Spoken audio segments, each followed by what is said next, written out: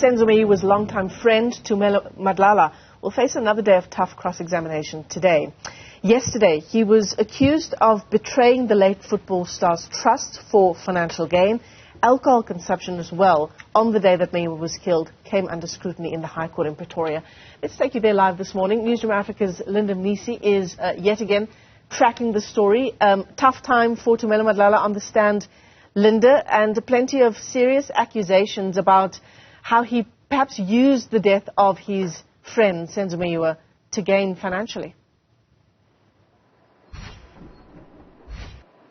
Well, indeed, Michelle, you'll remember that he was asked about a statement that he made during his evidence in chief, where he indicated that he didn't care about the Meyiwa family. All he cared about was Senzo, because Senzo was his friend. They were good friends. He was Senzo's best friend, Senzo's childhood friend.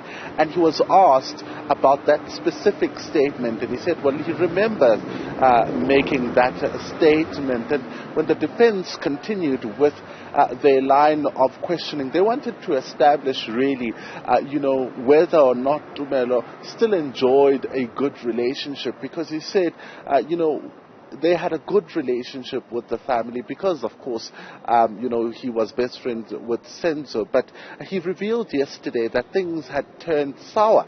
And I remember Advocate Mshololo asking him to explain what had happened, really. And he said, after Senzo's murder, the father would go, Senzo Meyiwa's father would go to his house where he'd find his girlfriend. This is during his absence, and would swear at his girlfriend.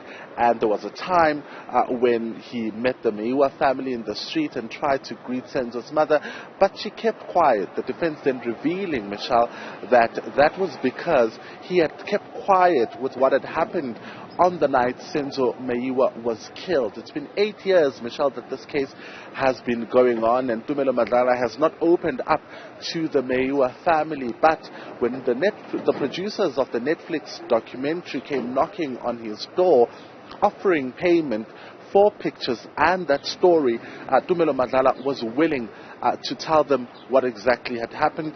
But also, he revealed that even those proceeds that he made, or the money that he was paid by the producers of that Netflix documentary, he didn't share it with the Meyiwa family. So the defense then saying that this he did for personal gain, because of course he did not do it for Senzo at the time that it happened. So that's the line of questioning that Tumelo Madlala has been facing throughout that cross-examination by Advocate Zandile Mshololo pertaining to his relationship with Senzo Meyiwa, because it's quite clear from his evidence saying that he did indeed get payment, but wouldn't even reveal how much he was paid, telling the defense attorney that if she wanted to know how much exactly he was paid, then he would give her the papers and the contact details of the producers of